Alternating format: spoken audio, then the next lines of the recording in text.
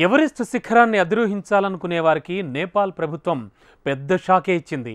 ఫీజులు ఏకంగా 36% పెంచేసింది. అంతేనా? పర్వతారోహణ పూర్తయిన వాళ్ళు తమ విసర్జితాలు, అక్కడ పోగైన చెత్తను బేస్ క్యాంపునకు జాగ్రత్తగా తెచ్చివ్వాలి. ఇవేం ఫీజులు, ఇవేం ఆంక్షలు అంటూ పర్వతారోహకులు మండిపడుతున్నారు. ఎవరెస్ట్ అధిరోహకులు ఏటేటా పెరుగుతుండడంతో ఈ పర్వత శిఖరంపై భారీగా చెత్త పోగై పర్యావరణ సమస్యలు ఏర్పడుతున్నాయి. ఈ పరిస్థితిని చక్కదిద్దేందుకే ఈ చర్యలంటోంది నేపాల్ సర్కార్. ప్రపంచంలోనే ఎత్తైన పర్వత శిఖరం ఎవరెస్ట్. హిమాలయ పర్వతాల్లో ఉండే ఈ శిఖరం భౌగోళికంగా నేపాల్, టిబెట్ పరిధిలోకి వస్తుంది. ఎవరెస్ట్ పర్వతాన్ని ప్రపంచపు పైకప్పుగా అభివర్ణిస్తారు. సముద్ర మట్టానికి 8,848 మీటర్ల ఎత్తులో ఉంటుంది ఈ పర్వతం. ఈ పర్వతాన్ని 1841లో మొదటిసారిగా సర్ జార్జ్ ఎవరెస్ట్ గుర్తించారు. మొదట దీన్ని మౌంట్ 15 అని పిలిచారు. ఆ తర్వాత 1865లో సర్ జార్జ్ ఎవరెస్ట్ గౌరవార్థం ఎవరెస్ట్ అనే పేరును పెట్టారు. అయితే నేపాలీలు మాత్రం సాగర్మాత అని పిలిచేవారు. టిబెటన్లు దీన్ని చోమోలుంగ్మా అని పిలుస్తారు. అంటే పర్వతాల తల్లి అని అర్థం. ఎవరెస్ట్ పర్వతాన్ని మొట్టమొదటిసారిగా 1953లో ఎడ్మండ్ హిల్లరీ అధిరోహించినట్టు రికార్డులో ఉంది. అయితే వాస్తవానికి ఈ ఘటన నేపాల్కు చెందిన షెర్బా టెన్జింగ్ నార్కేది అంటారు. ఎడ్మండ్ హిల్లరీతో పాటు ఆయన కూడా ఎవరెస్టును అధిరోహించారు. టెన్జింగ్ నార్కే అంతకుముందే ఎన్నోసార్లు ఈ పర్వతం మీదకు వెళ్లి వచ్చిన అధికారిక రికార్డుల ప్రకారం ఎడ్మండ్ హిల్లరీకి క్రెడిట్ దక్కింది. అంతకుముందు 1924లో జార్జ్ ముల్లోరీ, ఆండ్రూ ఇర్విన్లు ఎవరెస్ట్ పర్వతాన్ని అధిరోహించడానికి పైకి వెళ్లి తిరిగి కిందకి రాలేదు. ఎవరెస్ట్ శిఖరాన్ని చూసేందుకు ప్రపంచం నలుమూలల నుంచి నేపాల్కు పర్యాటకులు వస్తుంటారు. 2024 డిసెంబర్ నాటికి 7,120 మంది ఎవరెస్ట్ శిఖరాన్ని అధిరోహించారు.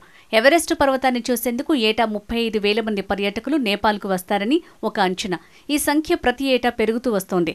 నేపాల్ ప్రభుత్వ పర్యాటక రంగానికి ఎవరెస్ట్ శిఖరం అత్యంత కీలకంగా మారింది. నేపాల్ ఆర్థిక వ్యవస్థ బలోపేతానికి దోహదం చేస్తుంది. స్థానికులకు కూడా ఈ ఎవరెస్ట్ పర్వతం వల్ల ఉపాధి పొందుతున్నారు. ఎవరెస్ట్ శిఖరాన్ని చేరుకోవటానికి దాదాపు 39-40 రోజులు పడుతుంది. ఈ శిఖరాగ్రం చేరుకోవటం అంత తేలిక కాదు. సముద్ర మట్టంతో పోలిస్తే శిఖరాగ్రంపై ఆక్సిజన్ మొత్తంలో 3వ వంతు మాత్రమే అందుబాటులో ఉంటుంది. పర్వతారోహకులు ఆక్సిజన్ సిలిండర్లను తీసుకువెళ్లాలి.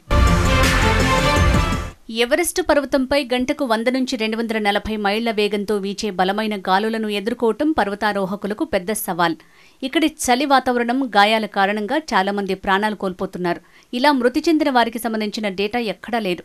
ఎవరెస్ట్ పర్వతం ప్రపంచంలోనే అత్యంత ఎత్తైన శ్మశాన వాటిక అని అంటారు. ఎందుకంటే అక్కడ మరణించిన వారి మృతదేహాల్ని తిరిగి తీసుకురాలేరు. ఈ మృతదేహాల్ని మంచులో పాతిపెట్టేస్తారు లేదా మంచుతో కప్పుకుని పోతాయి. ఎవరెస్ట్ పర్వతంపై తరచూ మృతదేహాలు బయటపడుతుంటాయి. ఎవరెస్ట్ శిఖరాన్ని అధిరోహించే వారి సంఖ్య ప్రతి ఏటా వేగంగా పెరగడంతో అక్కడ రద్దీ పెరిగిపోయి పర్యావరణ సమస్యలు కూడా ఎక్కువయ్యాయి. ఎక్కడ పడితే అక్కడ చెత్తాచెదారం, వ్యర్థాలు పేరుకుపోతున్నాయి. ఈ చెత్త తొలగింపు ప్రక్రియతో పాటు ఎత్తైన పర్వతాల్లో రద్దీ వరకు పర్వతాన్ని నిర్వహించడం ఖరీదైన పనిగా మారింది. ఈ క్రమంలోనే పర్వతారోహణ రుసుములను పెంచేసింది నేపాల్ సర్కార్. ప్రపంచంలోనే ఎత్తైన పర్వత శిఖరం ఎవరెస్ట్ అధిరోహించాలనుకునే వారికి నేపాల్ ప్రభుత్వం పెద్ద షాకే ఇచ్చింది.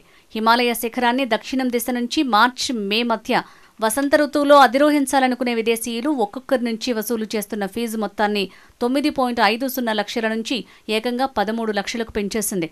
సెప్టెంబర్, నవంబర్ మధ్యన ఫీజును 4.75 లక్షల నుంచి 6.48 లక్షలకు పెంచింది.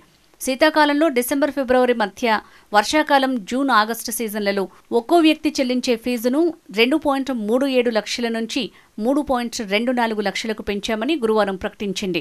నేపాలీ వ్యక్తులైతే వసంత ఋతువులో చెల్లిస్తున్న 75,000 ఫీజును 1.50 లక్షలకు పెంచినట్టు తెలిపింది. భారతీయులకు నేపాల్ ప్రభుత్వం 1,500 నేపాలీ రూపాయలకే ఎవరెస్ట్ దగ్గరకు ప్రవేశించడానికి అనుమతిని ఇస్తుంది. అయితే పర్వతం ఎక్కడానికి మాత్రం లక్షల రూపాయలు ఖర్చవుతుంది. ఎవరెస్ట్ శిఖరం పైకెక్కేందుకు పెంచిన ఫీజు ఏకంగా 36% పెరగడం గమనించొచ్చు. పెంచిన ఫీజులను క్లీన్ అప్ డ్రైవ్లు, వ్యర్థ పదార్థాల నిర్వహణ, స్థిరమైన ట్రెక్కింగ్ కార్యక్రమాలకు ఉపయోగిస్తామని అధికారులు చెబుతున్నారు. మౌంట్ ఎవరెస్ట్ అధిరోహులకు జారీ చేయబడిన పాస్లను పరిమితం చేయాలని ప్రభుత్వాన్ని కోరింది నేపాల్ సుప్రీంకోర్టు. ప్రస్తుతం ఏడాదికి 300 మందికి మాత్రమే సర్కార్ ఈ పాస్లను జారీ చేస్తుండగా రుసుముల పెంపుతో ఈ పరిమితిని పేర్కొనలేదు. మరోవైపు పర్వతారోహణ పూర్తయిన వారు తమ వెంట తీసుకువెళ్లిన మల విసర్జన బ్యాగ్ని తిరిగి బేస్ క్యాంపునకు వచ్చి సక్రమంగా వదిలేయాల్సి ఉంటుంది.